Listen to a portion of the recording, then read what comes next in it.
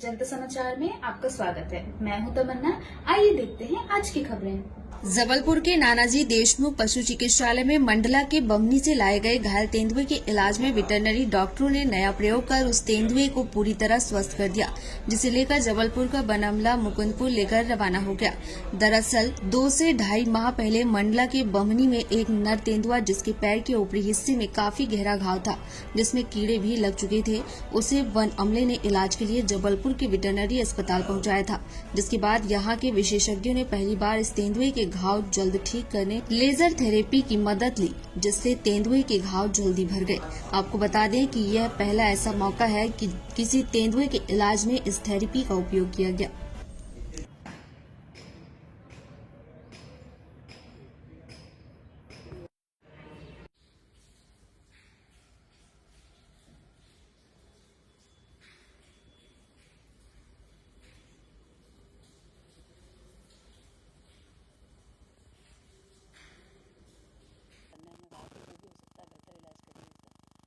तो हमने इसके घावों को पहले तो हमने सारे इसके मैगट्स हटाए और फिर इनके जो घावों को हमने रिफ्रेश करके, एक सर्जिकल डिब्राइडमेंट बोला जाता है उसको, वो हमने रिफ्रेश करके इसके घाव जल्दी भर सकें, इसके लिए हमने एक लेज़र थेरेपी होती है, उसको भी कोल्ड लेज़र थेरेपी बोला जाता है, वो हमने की। साथ में हमने इसको नर्वाइन टॉनिक दी, एंटीबायोटिक्स दिए, दर्द की दवाएँ दी, और साथ ही हमने, जिससे कि बहुत जल्दी अपने पैरों में चढ़ने लगे, तो एक फिजियोथेरेपी होती है, डिस्टेंस उसको बोला जाता है। एक इस तरह का हम नर्व को स्टिमुलेट करते हैं। हमने देखा कि लगभग 15 से 20 दिनों के अंदर हमने देखा कि अपने पैरों में चलने से शुरू कर दिया, घाव भी तेज़ी से भरने लगे। और मुझे बताते हुए बहुत खुशी हो रही है कि आज के दिन में हमने देखा कि जो उसकी पूरी बॉडी में घाव थे, सारे उसके घाव भर गए होंगे। सिर्फ एक छोटा सा घाव जो पीछे के पैरों में था, वो बस बचा हुआ।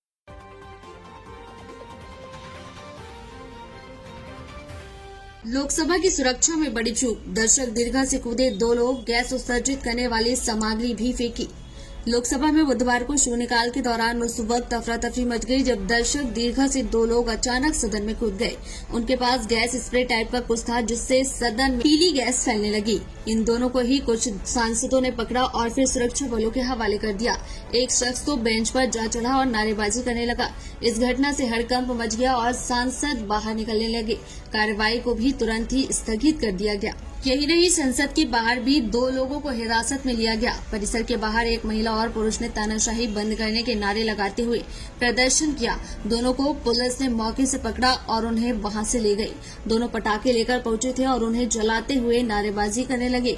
फिलहाल पुलिस दोनों को संसद मार्ग थाने में ले गई और उनसे पूछताछ की जा रही है। नारेबाजी की यह घटना संसद पर हमले की बरसी के दिन हुई। इसके चलते संसद के पास प्रदर्शन के सुरक्षा कर्मियों में हड़कंप मच गया और तुरंत उन्हें पकड़ा गया। जब युवक को सदन से बाहर ले जाया गया तो उसके जूते से पीले रंग का धुआं निकलता रहा। इससे आसपास पीली गैस फैल गई। ये पीली गैस किस तरह की थी, कितनी खतरनाक थी, सुरक्षा में सेंध लगाने वालों का मकसद क्या था, पुलिस इसकी जांच कर रही है। दर्शक दीर्घा से कूदने वाले शख्स का नाम सागर शर्मा बताया जा रहा है।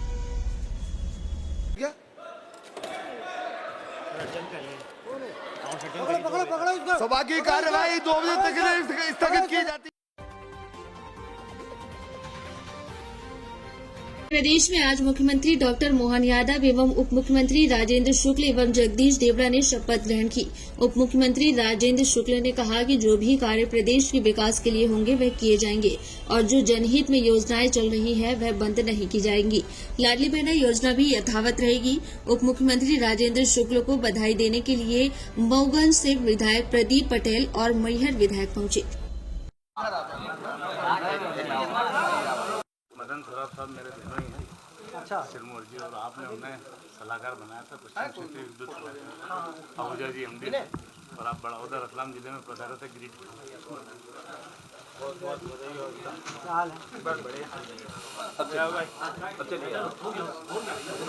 डिप्टी सीएम बनाया गया, क्या कहना चाहेंगे, क्या आगे की रूपरेखा रहेगी सर आपकी?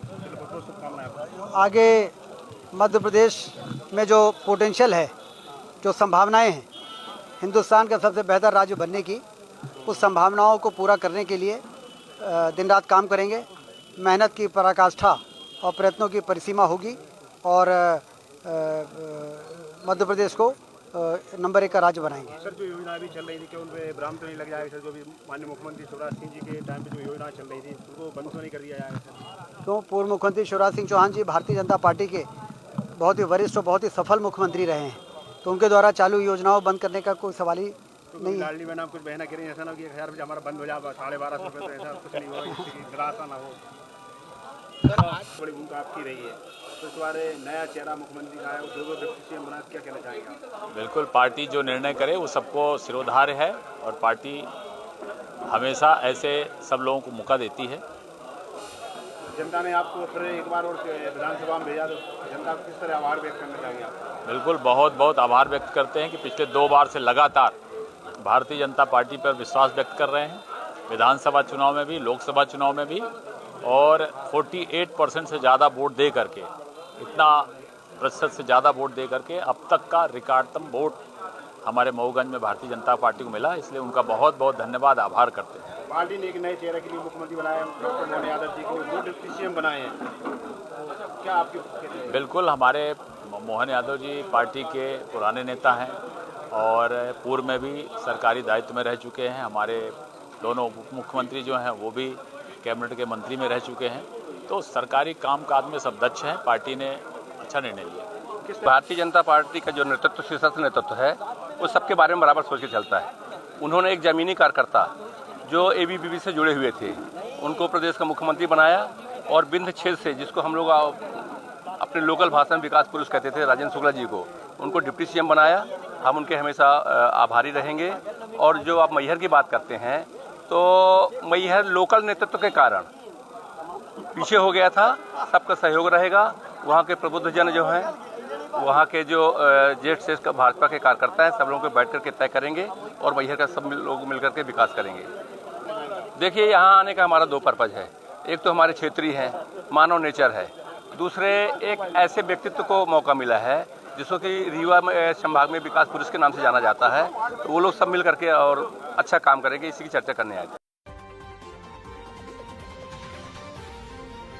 मुंबई से गोरखपुर जा रही ट्रेन का इंजन हुआ क्षतिग्रस्त। मुंबई से गोरखपुर जा रही सुपरफास्ट एक्सप्रेस भेड़ाघाट के पास दुर्घटनाग्रस्त होने से बाल बाल बची। भेड़ाघाट रेल फाटक पर 12 बजे एक कार फाटक क्रॉस करते वक्त पटरी में फंस गई। ड्राइवर ने कार निकालने का प्रयास किया, लेकिन वह नहीं निकली। उसने कार को पटरी पर ही छोड़ा और वहां से भाग निकला। इस दौरान मुंबई से गोरखपुर जा रही सुपरफास्ट एक्सप्रेस नरसिंहपुर से जबलपुर आ रही थी।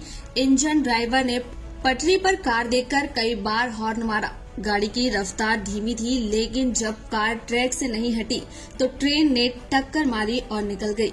इस दौरान कार के परफच्चे उड़ गए और ट्रेन का इंजन क्षतिग्रस्त हो गया। इधर टक्कर इतनी जोरदार थी कि ट्रेन में सफर कर रहे कई यात्री आवाज सुनकर घबरा गए। कई को समझ नहीं आया कि क्या हुआ है, लेकिन ट्रेन जब रात लगभग 12:45 बजे जबलपुर रेलवे स्टेशन पहुंची, जब पता चला कि इंजन से कार टकराई थी। इधर जानकारी लगते ही आरपीएफ के जवान मौके पर रवाना हुए। मौके पर कार पटरी किनारे पड़ी थी, जिसकी पहचान करना मुश्किल था। वहीं जबलपुर में 27 नवंबर की रात को 20 साल के लकड़गंज बेलबाग निवासी मुशाहिद की सिटी सेंटर में चाकू मारकर सरेराह हत्या कर दी गई थी। घटना के बाद पुलिस ने वायरल वीडियो के आधार पर 4 आरोपियों को गिरफ्तार किया। वर्तमान में सभी आरोपी जेल में हैं। मंगलवार को सभी 4 आरोपियों की इस केस में सुनवाई हुई। मृतक मुशाहिद के परिवार वालों ने 4 आरोपी की जमानत पर आपत्ति जाहिर की। इसी से नाराज होकर मंगलवार की रात स्कूटी पर 2 युवक पिस्टल से लैस होकर मुशाहिद के घर पहुंचे और फायरिंग करते हुए मृतक के परिजनों को धमकी दी। अच्छी बात यह थी कि जिस दौरान घटना हुई उस समय काफी लोग थे। यही कारण है कि धमकाने के बाद भागते समय स्थानीय लोगों ने आरोपियों की स्कूटी पकड़ ली।